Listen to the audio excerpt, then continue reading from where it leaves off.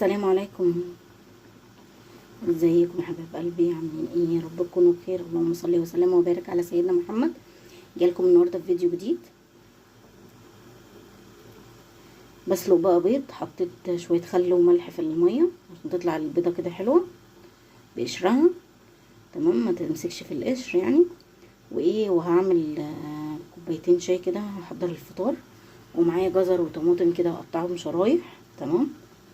وهحط بتاع دوت، عفوا هحط العيش فيه الفرن. العيش اهو، تمام. عملت بقى السندوتشات البيض، تمام. حطيت عليها ملح وفلفل اسود ونصوب بالشاي. عملت الفطار ده ليه انا واخويا. حطيت بقى السكر والنعناع. اتمنى كده لو اول مره تشوفي القناه اضغطي على كلمه اشتراك وفعلي لي الجرس عشان يوصلك اي جديد.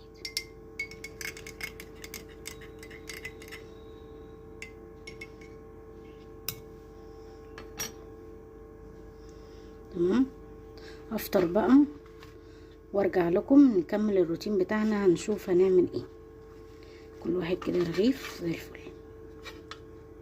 نص كيلو لبن هغليه عشان نعمل مشروب دلوقتي بقى مشروب حلبة باللبن كده، حاجة كده حلوة كده في الشتاء ده، تمام. حطيت بقى اللبن يغلي، تمام.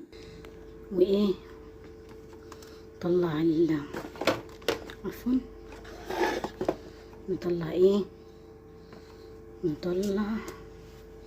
الحلبة. احط برضو الموبايل في الشاحن. دي العلبة.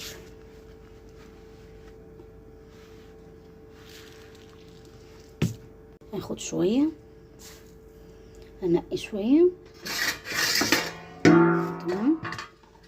انقي شوية حلبة كده، وبعد كده نغسلهم ونحطها في الكنكة، تمام.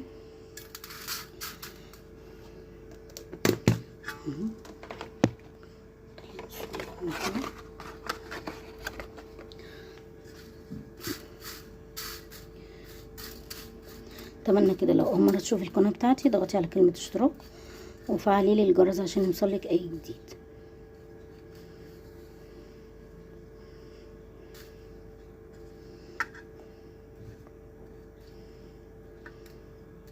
اروح عشان الموبايل شويه وارجع.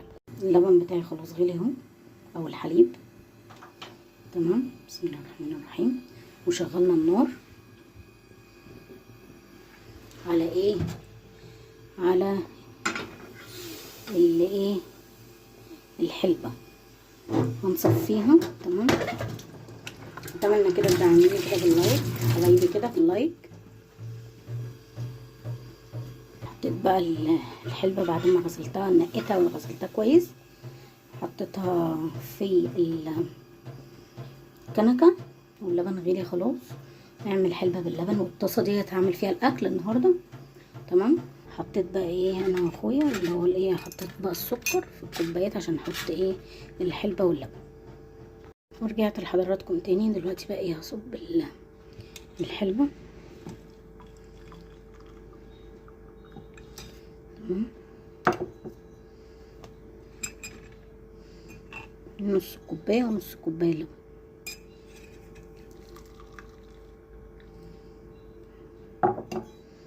نحط شوية هنا كده.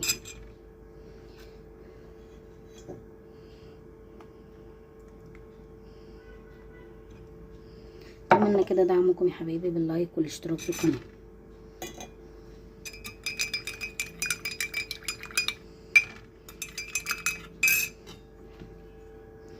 بقى شوية لبن كده من بتاعي.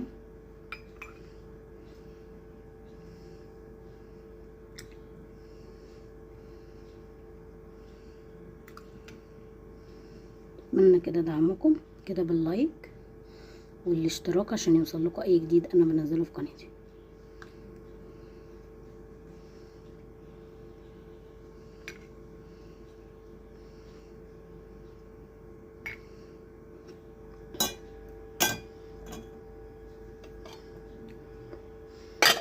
اغطيه وهو بيرد كده.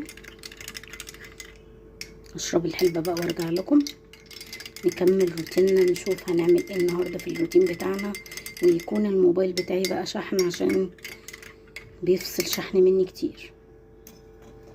تمام. نعمل مع بعض البانيه. معايا ربع بانيه. تمام.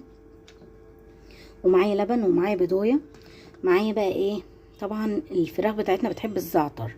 معايا زعتر، معايا فلفل اسود، معايا بهارات فراخ، معايا توم باودر وبصل باودر، وطبعا الملح، ومعايا بابريكا. تمام. اخد شويه لبن من هنا. بسم الله الرحمن الرحيم.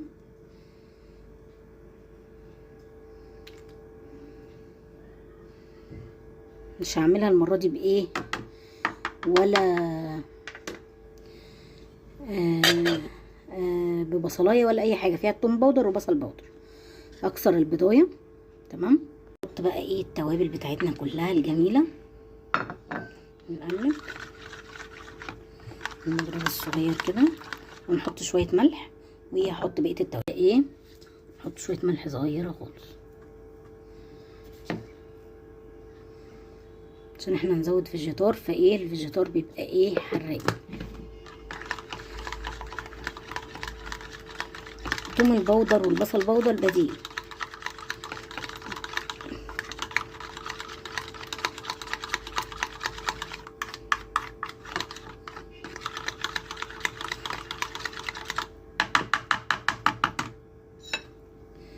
نحط بقى ايه الفراخ بتاعتنا كده، تاخد من التتبيله ونسيبها بتاع ساعتين، وهنقليها بالدقيق والبتاع ده بالبقسماط والفيجيتار، او بالدقيق والبقسماط زي ما انت عايزه. تعمليها سكالوب بانيه كده. هنسيبها في التلاجة شويه وارجع لحضراتكم تاني. تابعوا معايا الفيديو نشوف هنعمل ايه. قطعت بقى البصل والفلفل الالوان، ومعايا ربع اللحمه المفرومه. هنحط طاسه على النار فيها زبده وشويه زيت وهننزل بالبصل الاول، وبعد كده باللحمه المفرومه وعليها الفلفل الالوان والتوابل بتاعتنا. ورجعت لحضراتكم تاني. عفوا بقى عشان ايه الموبايل بشحنه. فمعايا ايه، معايا بقى ايه حته الزبده. تمام.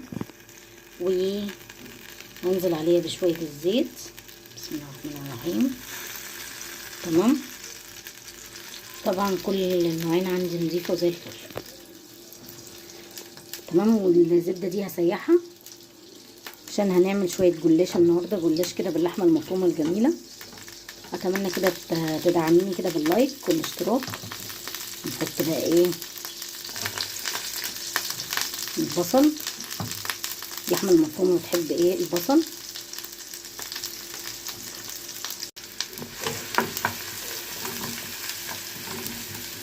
الموبايل حاطه في الشاحن، مش عارفه في ايه في الشاحن.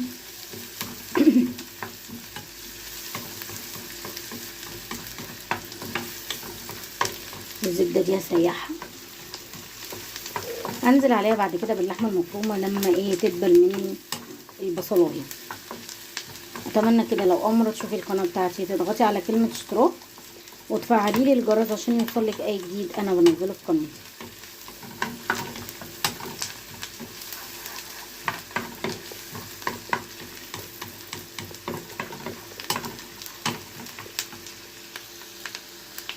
لحضراتكم تاني. دلوقتي بقى انا حطيت اللحمه المفرومه على على البصلايه. هنزل بقى بالفلفل الرومي بتاعي.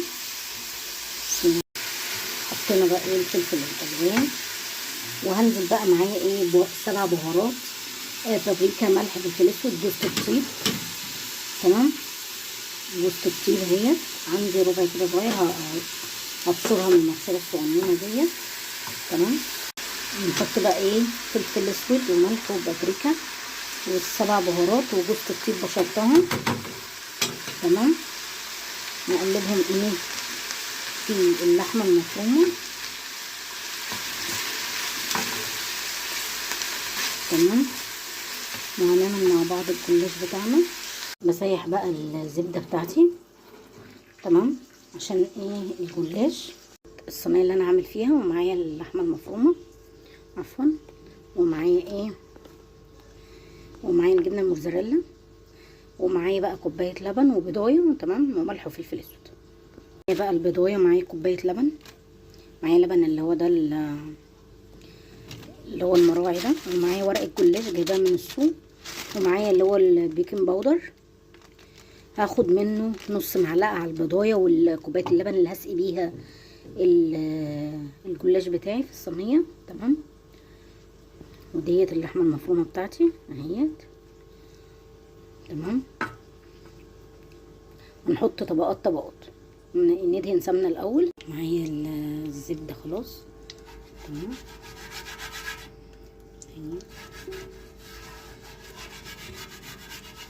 اتمنى كده تدعميني كده باللايك يا حبايبي، عايزه كده القناه تكبر بيكم وليكم ان شاء الله. تمام بالفرشه على طول. الجلاش حوالي 22 يعني يعتبر ايه، تحطي 11 يعني تمام. نحط بينهم لحمه مفرومه. طبعا يا جماعه انا حطيت الجلاش اهو، دول 3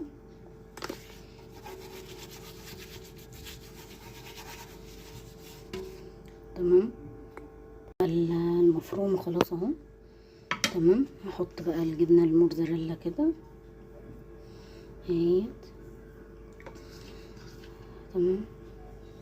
مش عايزه تحطي موتزاريلا زي ما انت عايزه، بس الموتزاريلا بتخليها ايه تتمط بقى وتبقى حلو. هنحط بقى ايه 11 ورقه التانيين ونحطها في الفرن. خلاص عملت الجلاش اهو، هقطعه سقيته بالسمنه كويس، هحطه في الفرن يتشمع واعمل له ايه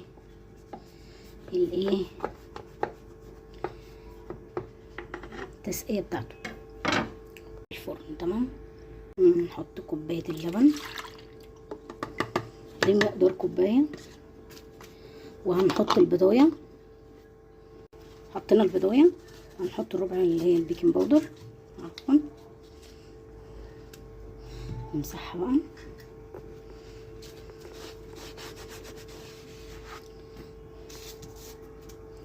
ونقلبه كويس جدا بالبضايه. هنسقي بيه الجلاش، صينيه الجلاش بتاعتنا. هنحط فلفل اسود وشويه ملح، هنحط فلفل اسود وشويه وشويه ملح.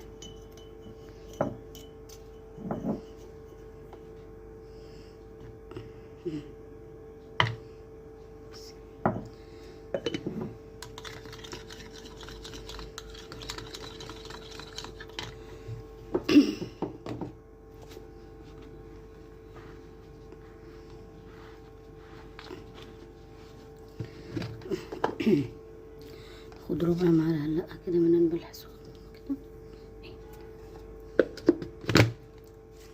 تمام.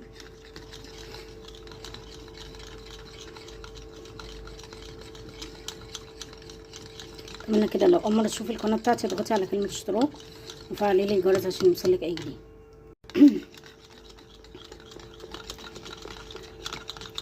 حطينا اللبن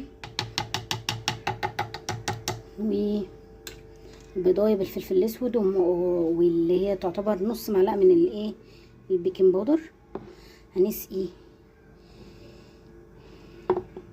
الجلاش لما طلع كده، شمعناه كده في الفرن شويه، مكملش 5 دقايق،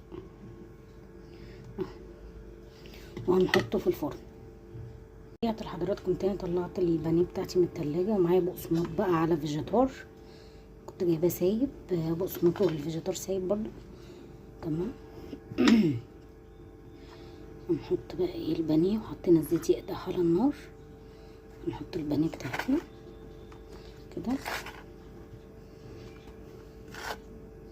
اتمنى كده لو اول مره تشوفي القناه بتاعتي تضغطي على كلمه اشتراك وفعلي لي الجرس عشان يوصلك اي جديد انا بنزله في قناتي.